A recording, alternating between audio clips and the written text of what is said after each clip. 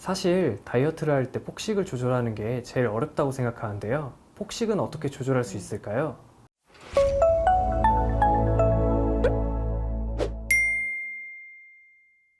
안녕하세요. 한방슬림스쿨입니다. 혹시 다이어트 중에 이런 생각 해보신 적 있나요? 오늘만 먹고 내일부터 다시 시작하자. 그런데 그 오늘이 계속 이어지는 악순환. 정말 괴롭죠.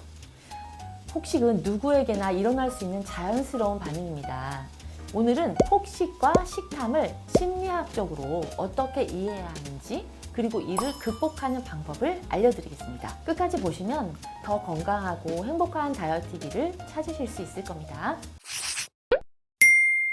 먼저 폭식이란 통제력을 잃고 한 번에 많은 양의 음식을 먹는 행동을 말합니다.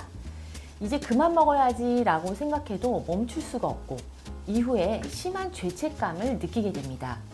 폭식이 일어나는 세 가지 주요 이유를 알아보겠습니다. 첫 번째로는 몸이 보내는 SOS 신호입니다. 우리 몸은 칼로리가 부족하면 위험해, 에너지가 필요해 라는 신호를 보냅니다.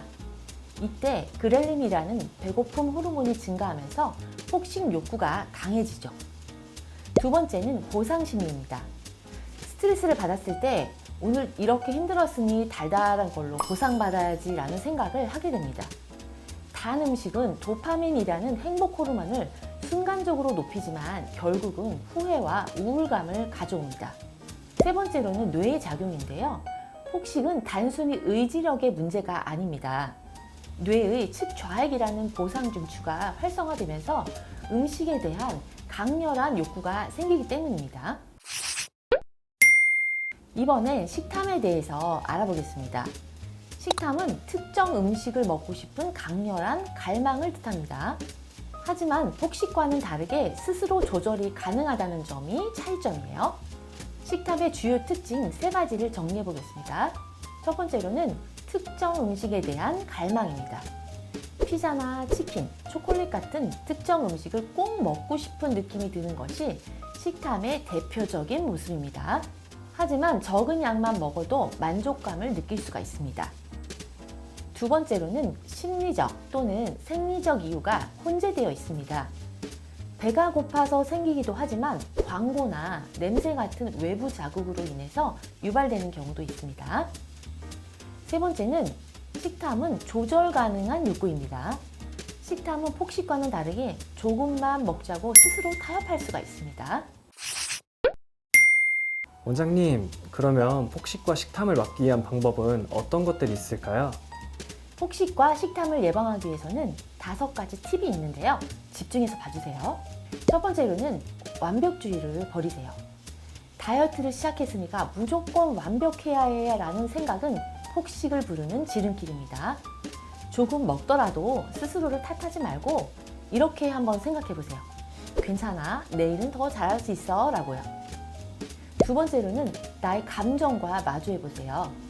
폭식은 스트레스, 또 외로움 같은 감정에서 시작되는 경우가 많습니다. 음식 대신에 일기 쓰기, 또 산책이나 명상 같은 방법으로 감정을 다뤄보세요. 세 번째로는 작은 습관부터 시작하세요. 한 번에 모든 걸 바꾸려 하지 말고 매일 물 1리터 더 마시기나 밥 먹을 때 10분 더 천천히 씹기 같은 작은 목표부터 시작해보세요. 네 번째로는 환경을 정리해보세요.